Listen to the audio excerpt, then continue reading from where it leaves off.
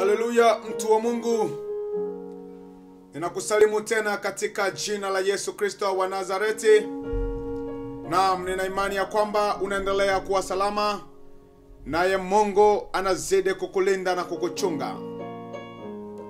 Kama jinsi nilivyosema, tunamhimidi sana Yesu kwa neema yake, kwa upendo wake, kwa maarifa anayozidi kutuwezesha kila leo. Hakika ni kwa neema yake. Basi tunaangalia somo letu lina kichwa kinachosema usiwe sababu ya Mungu kujuta. Mabano, uasi ama shetani. Ule uasi ina maana kwamba shetani kabla ya kuwa shetani alikuwa Lucifer, yani mbeba nuru, malaika mpatanishi. Baada ya hapo akafanyika kuwa Lucifer, ndio maana nimeweka uasi, yani aliasi amri za Mungu ambazo alizokuwa nazo. Basi siko kule. Ulimwengu kwa namna na hali ulivyoumbwa, Mungu aliweka design fulani ya mwanadamu kuwepo. Lakini kwa ajili ya upendo wake, baada ya mwanadamu kuasi, Mungu akatengeneza njia na namna ya kuweza kumsogelea mwanadamu. Alivyotengeneza njia na namna, ikambidi amtume Yesu Kristo ulimwenguni. Yesu Kristo akaja, akafanya kazi yake, akamaliza. Yesu Kristo naye pia akatuachia kazi. Basi na kwenda mara moja kwenye kile kitabu cha Waefeso, sura yake ni ya 4, mstari ni wa 11 hadi 13. Efeso 4 11-13. Ninasoma katika jina la Yesu Kristo wa Nazareti. Naye alitoa wengine kuwa mitume, na wengine kuwa manabii, na wengine kuwa wainjilisti, na wengine kuwa wachungaji na walimu, kwa kusudi la kukamilisha watakatifu, hata kazi ya huduma iendeke, hata mwili wa Kristo ujengwe, hata na sisi sote tutakapofikia umoja wa imani na kumfahamu sana Mungu, hata kuwa mtu mkamilifu, hata kufikia kwenye cheo cha kipimo cha utimilifu wa Kristo. Bwana Yesu ahimidiwe sana, mtu wa Mungu. Biblia inasema ya kwamba naye akatoa wamoja kuwa mitume, wengine kuwa manabii, wengine wainjilisti, wengine wachungaji, na wengine kuwa walimu, ili kwa hao watu kanisa liweze kujengwa, yani mwili wa Kristo ambao ni kanisa uweze kujengwa, kwa sababu hao watu wameweza kuonekana. Kwa hiyo popote pale watumishi wa Mungu wanapoweza kuonekana, wote ambao wametajwa na kitabu cha Waefeso, ujue kuna lengo moja tu. Biblia ilisema ya kwamba wote waweze kuwa pamoja, wafanye kazi, ili kwamba injili iweze kuenea mahali pote, ili kwamba watu waweze kukamilika, ili kwamba mwili wa Kristo ambao ni kanisa uweze kujengwa. Zaidi ya yote, watu wapate kufikia kimo cha utimilifu wa Kristo, yani utakatifu. Kwa hiyo Yesu wakati alipotumwa hapa duniani, yeye alikuja yeye peke yake, akaanzisha ministry yake, akafanya kazi ya ukombozi wa mwanadamu, akamaliza. Alipomaliza kazi, akaacha na teua watu. Ndio watumishi wote unaoona pande zote za dunia, wote wameitwa na Mungu. Watumishi wote unaoangalia kila kona unakuta ni watumishi, unapoangalia kila pande unakuta watumishi. Ndugu, au ni watumishi wa Mungu walioteuliwa na Mungu kwa ajili ya kujenga mwili wa Kristo. Bwana Yesu ahimidiwe sana. Hakuna mtu yeyote anayesema Yesu Yesu isipokuwa Roho wa Mungu yuko ndani yake. Basi nataka nikwambie, kona zote wamejaa watumishi wa Mungu, kona zote wamejaa watu wa Mungu, kwa nia na dhumuni ya kuweza kuwaleta watu kwa Kristo, kwa nia na dhumuni ya kuweza kuhakikisha ulimwengu kwa njia ya haki na hukumu. Basi tunamhimidi sana Yesu kwa neema hiyo. Na kwa mtu yeyote ambaye unayo neema ya kuweza kulisikia neno la Mungu popote pale ulipo, ujue ya kwamba Mungu anakupenda sana. Ujue ya kwamba Mungu anakusamini sana. Ndio maana amekuwezesha wewe jinsi ulivyo, ili kwamba uweze kuwa na hiyo access ya kuweza kulisikia neno lake. Basi hao watumishi wakawekwa ulimwenguni kwa nia na dhumuni ya kuweza kumtangaza Yesu Kristo, kwa nia na dhumuni ya kuweza kulitangaza neno la Mungu katika ulimwengu baada ya kuondoka kwa Yesu Kristo. Maana ukiangalia wakati Yesu alipokuwepo duniani, walikuwa wanatenda kazi wao tu na kikundi chake na watumishi wengine. Baada tu ya yeye kuondoka, ndiko sasa injili ikachakachuliwa. Hapo ndipo neno likawa kwa wingi ndani yao, baada ya nguvu ya Roho Mtakatifu kuonekana. Baada tu ya ile Roho Mtakatifu kushuka, package ya nguvu ikawashukia, wakaweza kuitangaza injili. Na humo ndio mlitoka wakina Mtume Paulo, manabii walikuwemo, wainjilisti walikuwemo, na watumishi wote wa Mungu. Lengo ni kuipeleka injili mbele. Nikakuoneshe kwa nini Mungu aliwateua wote watu. Mungu ana dhumuni ya kuteua hao wote watu ambao ni mitume, manabii, wainjilisti, walimu pamoja na wachungaji. Mungu ana kusudi maalum kwa ajili ya kuwateua hao watu. Niende nikasome kitabu hiki cha Yeremia, sura yake ni ya 35 mstari wa 15. Yeremia 35:15. Inasoma ni katika jina la Yesu Kristo wa Nazareth. Yeremia 35:15. Biblia takatifu inasema ya kwamba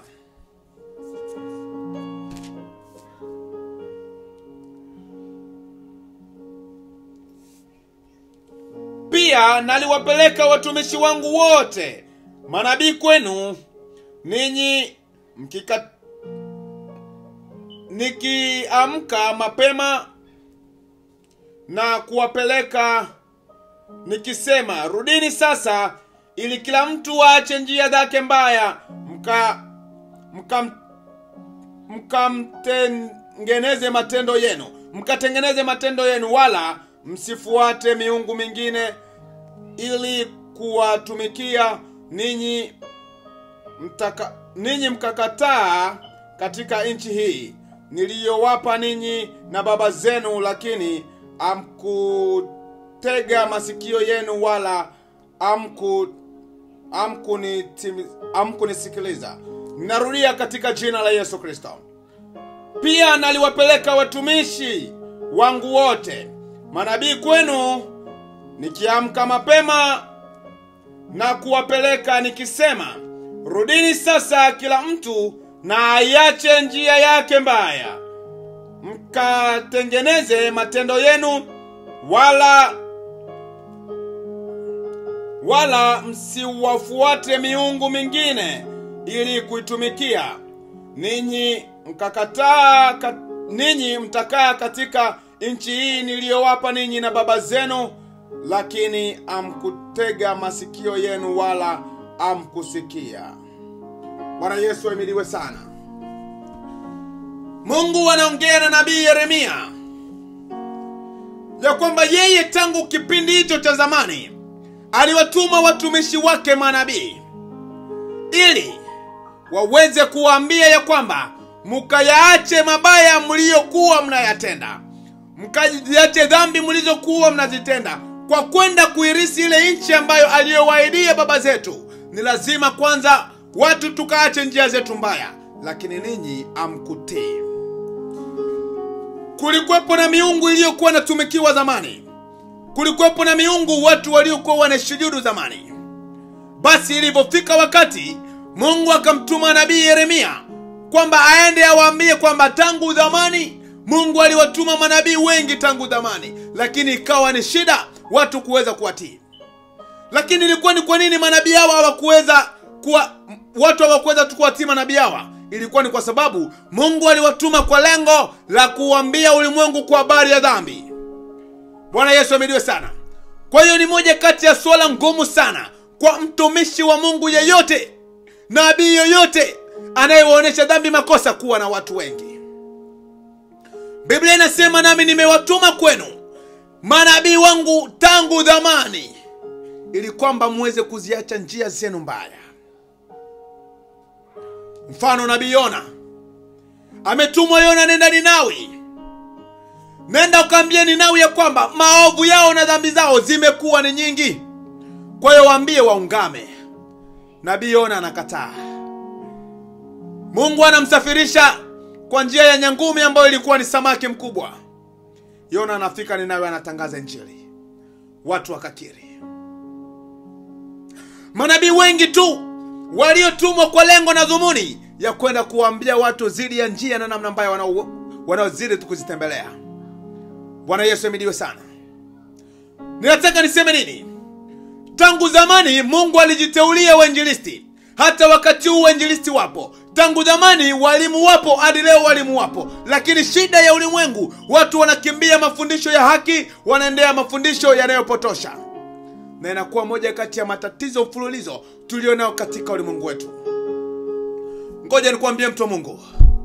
Mungu anayo lengo moja kwa ajili ya maisha ya mtu yeyote. Ili mtu tu aweze kukamilika.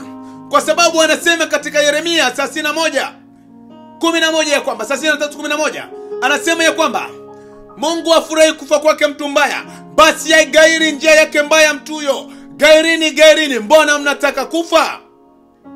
Basi nataka nikwambie, manabii hao wakatumwa kwa lengo na dhumuni ya kuweza kuwaleta watu kwa Mungu. Maisha yao yakaendelea. Lakini angalia mwisho kitabu hiki kilivyomalizia. Katika 15 yake kinasema, lakini ninyi hamkuwakubali.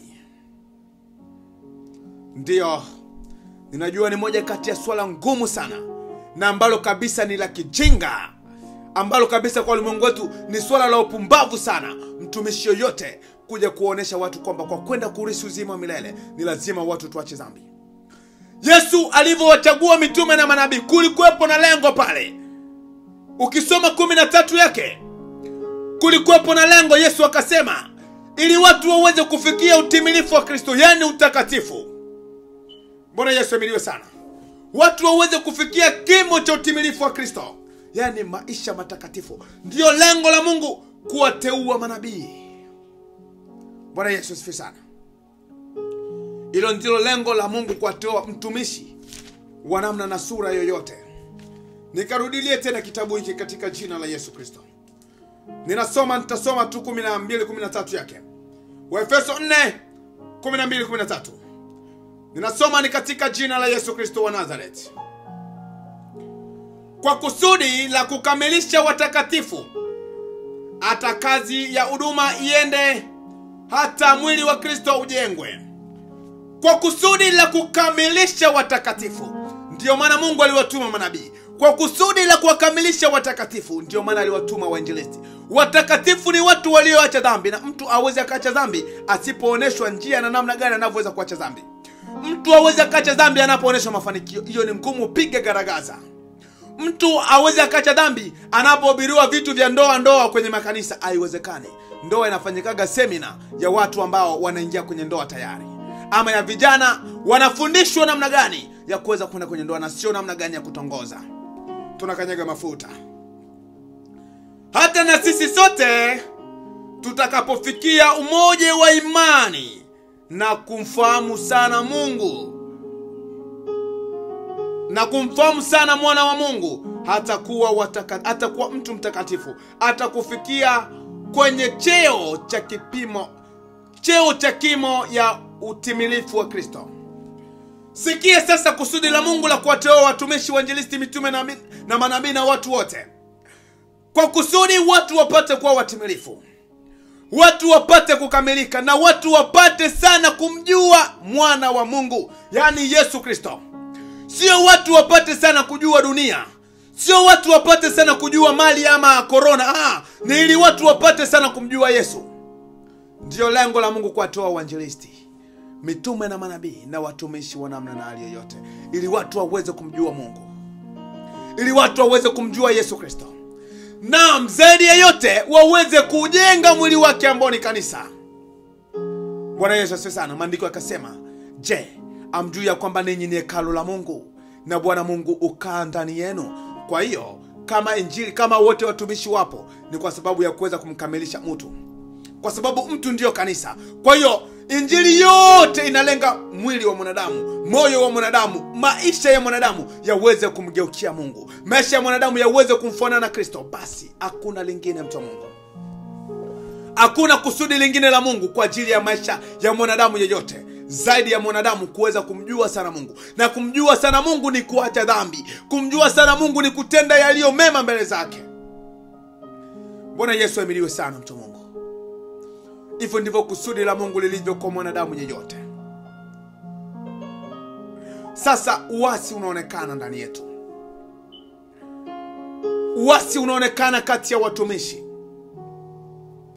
Nimekwambia mtu yeyote yule aliyeitwa na Mungu, Mungu aliweza kumwaminia. Ndio maana nimesema usije kuwa sababu ya Mungu kujuta. Mungu huwaga anajuta anapoona watumishi aliowaita wamegeuza ajenda ama wamegeuza mpango wake. Mpango wa Mungu umegeukia ulimwengu. Mungu anajuta. Mtumishi wa Mungu anapoenda kinyume na Mungu, Mungu anajuta. Mungu anahuzunika sana. Angalia namna gani alivyoweza kumuumba Adamu.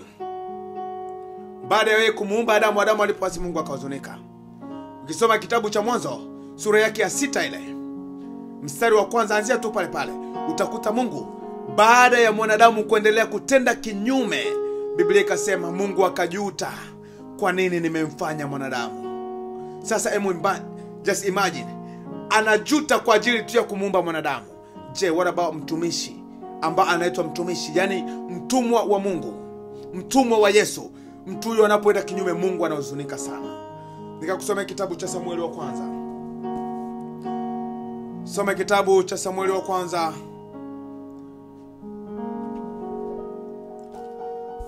Samueli wa kwanza sura yake ya 15 mstari wa 10 hadi 23.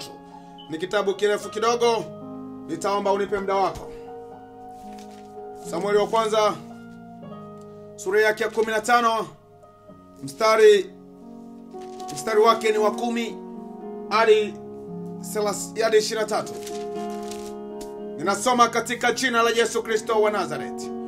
Ndipo neno la Bwana likamjia Samueli kusema, najuta kwa sababu nimemteua Sauli awe mfalme, maana amerudi nyuma asinifuate wala akufanya niliyomwamuru. Samueli akasikitika, akamlilia Bwana usiku kucha. Samueli akaondoka asubuhi na mapema ili aonane na Sauli. Samueli akaambiwa ya kwamba Sauli alifika Karmeli, na tazama akajisimamishia ukumbusho, akageuka akapita, akatelemkia Gilgali. Samueli akamwendea Sauli, naye Sauli akamwambia, ubarikiwe na Bwana, nimeitimiza amri ya Mungu.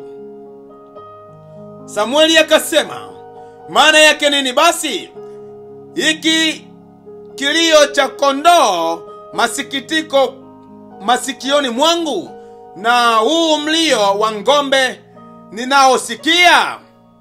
Sauli akasema, nimewaleta kutoka kwa Waameleki, maana watu waliwaacha hai kondoo na ngombe walio wazuri, ili wawatoe dhabihu kwa Bwana Mungu wako. Waliosalia tumewaangamiza kabisa. Ndipo Samueli akamwambia Sauli, ngoja nami nitakwambia neno Bwana aliloniambia usiku. Naye akamwambia, haya sema.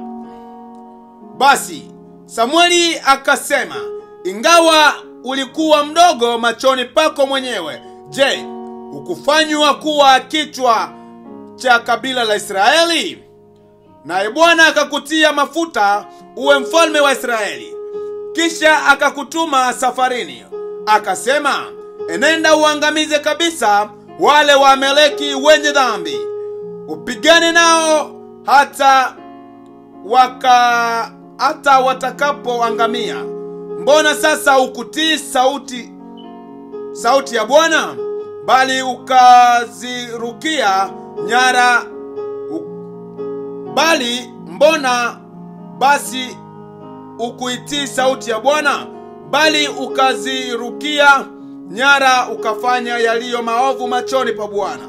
Sauli akamwambia Samueli, hakika mimi nimeitii sauti ya Bwana, nami nimemletea Agagi mfalme wa Amaleki, tena nimewaangamiza Waamaleki kabisa.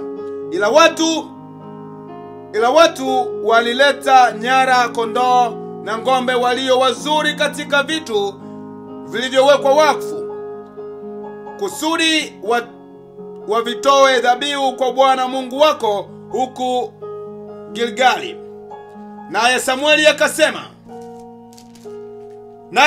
akasema, je, Bwana uzipenda sadaka za kuteketezwa na dhabihu sawa na kutii sauti ya Bwana? Angalia, kutii ni bora kuliko dhabihu, na kusikia kuliko mafuta ya beberu.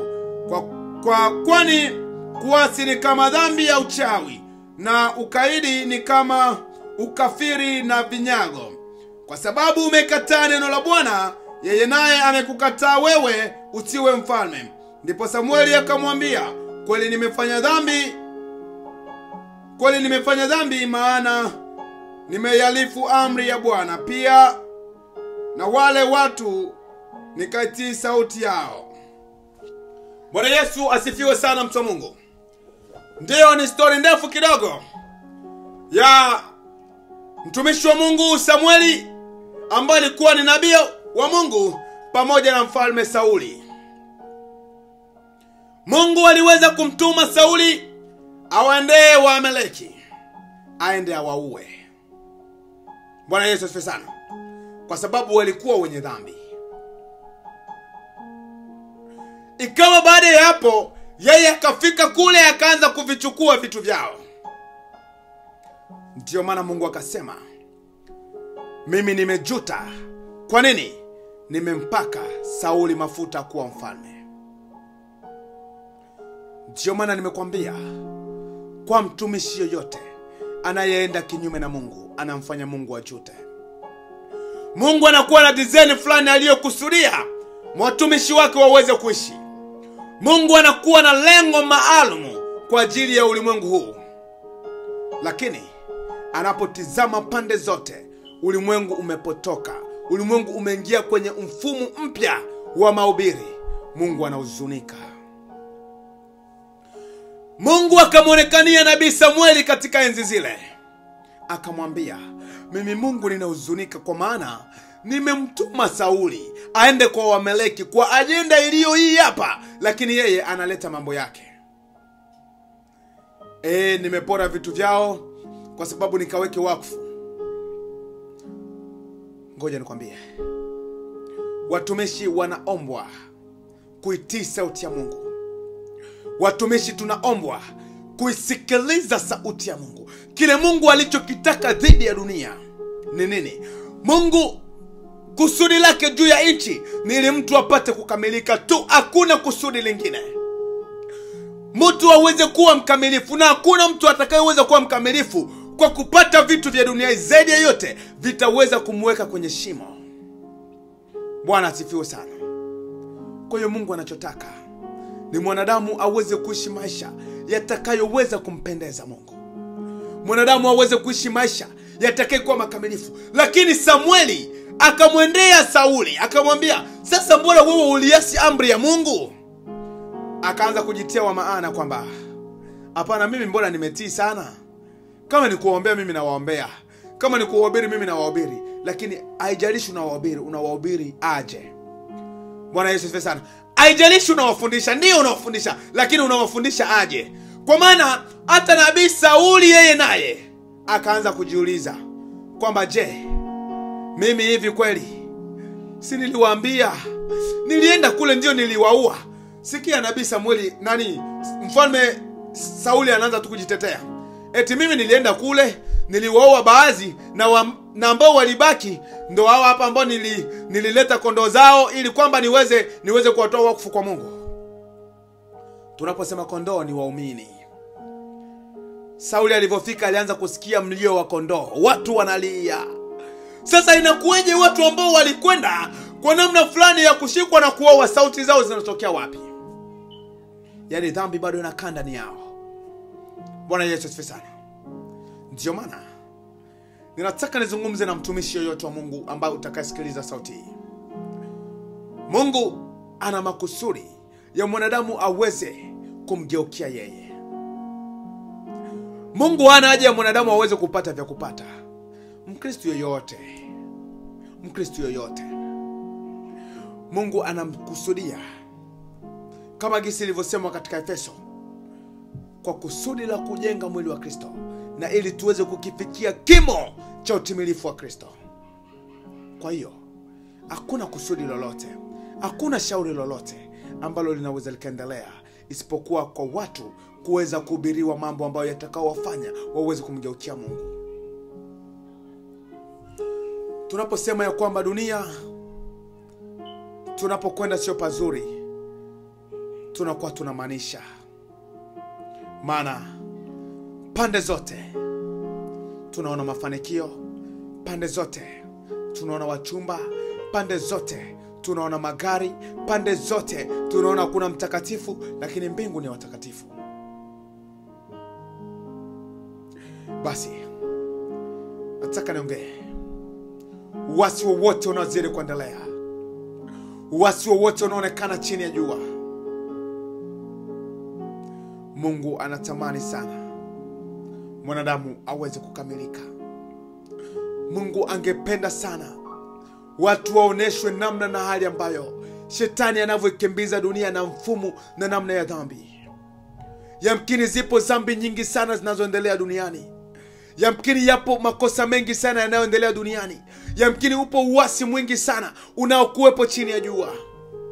Watumishi wa Mungu leo tunafananishwa na waganga wa kienyeji. Watumishi wa Mungu leo tunafananishwa na wafumu.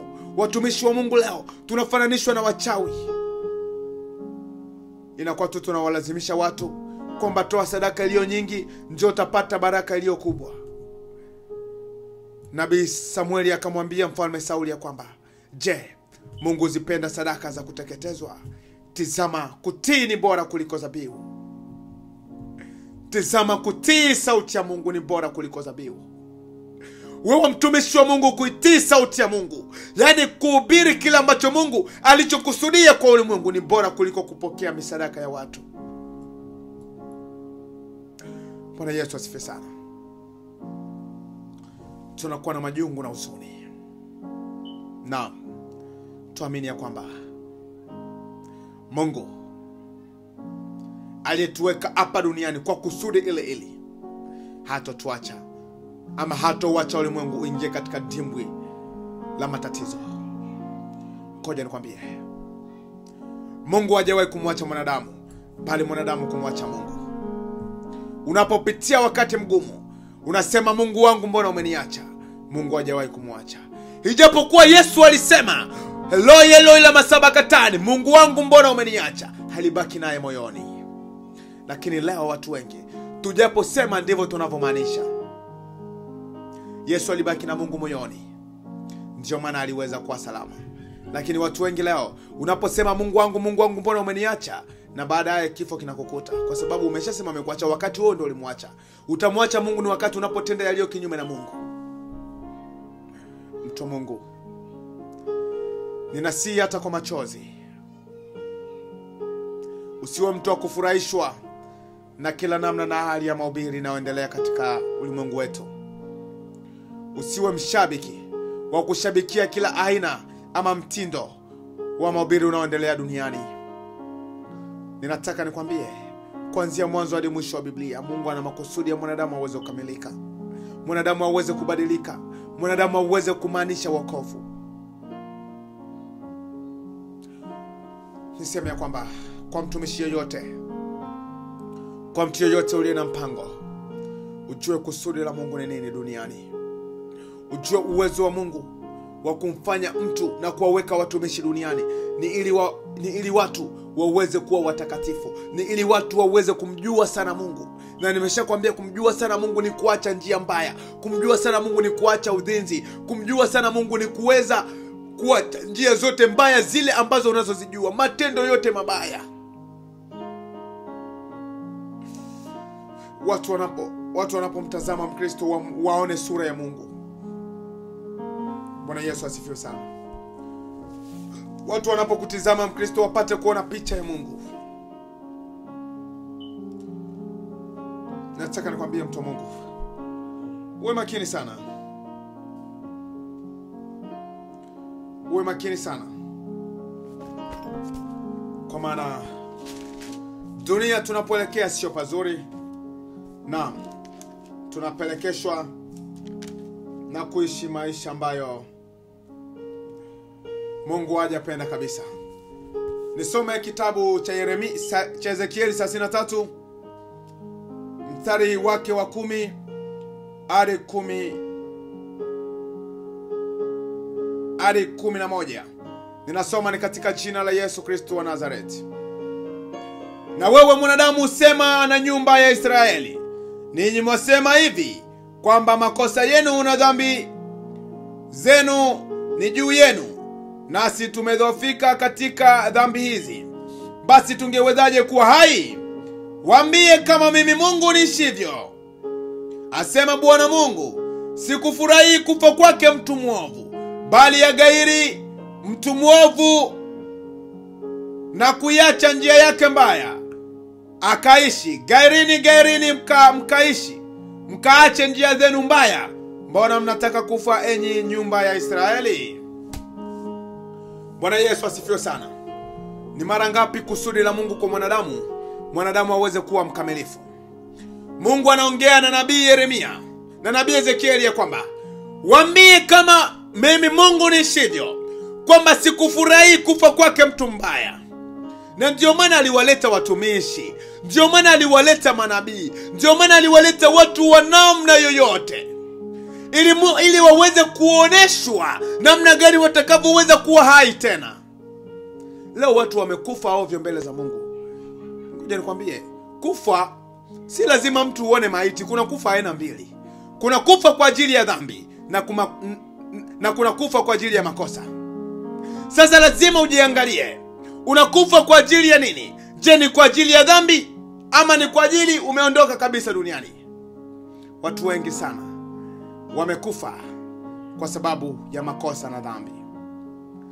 Nanyi mlivyokuwa wafu kwa ajili ya makosa na dhambi zenu mlivyozitenda, ndipo Mungu akamtuma nabii Ezekieli akamwambia, waambie kama mimi Mungu niishivyo, sikufurahi kufa kwake mtu mbaya. Sasa mtu mbaya atawezaje kusaidiwa? Je, kwa kuoneshwa mali? Kwa kuoneshwa mafanikio? Kwa kupakwa mafuta? Kwa kunyweshwa maji? Mtu mbaya hawezi akapona kwa mambo hayo, mtu wa Mungu. Mtu mbaya hawezi akapona isipokuwa kwa kuwekewa kaa la moto nyuma ya mgongo ili aweze kuondokana na ubaya. Mungu anasikitika sana anapoona watumishi wake wanamuasi. Mungu anasikitika sana anapoona watu wake wanaacha njia ambayo Mungu mwenyewe aliyokusudia na wanaendea njia mbaya. Niseme ya kwamba mtumishi yeyote, najua unajua maagizo ya Mungu, najua unazifahamu njia za Mungu, najua Mungu anataka utende nini, lakini kwa ajili ya tamaa ya mali, kwa ajili ya kuogopa watu, umeamua kubadilisha ajenda. Nataka nikwambie, rudia Mungu. Mungu aweze kuokoa watu wake. Mungu anatamani kuokoa ulimwengu kupitia wewe. Mungu anatamani kuokoa wenye dhambi kupitia watumishi wake. Lakini leo watumishi wa Mungu ndio inakuwa sababu ya kupromoti tena dhambi duniani.